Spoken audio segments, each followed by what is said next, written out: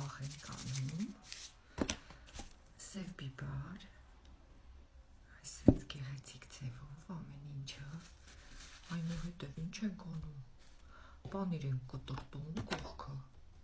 այսպես գեղեցիկ ձևով, ով է սիրում փափուկ լավաշ,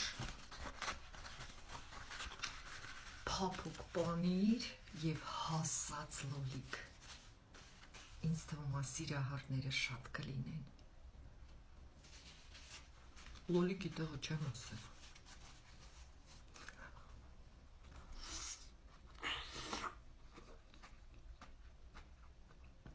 ոնց որ ելա կլինի, այտենց քաղցր է,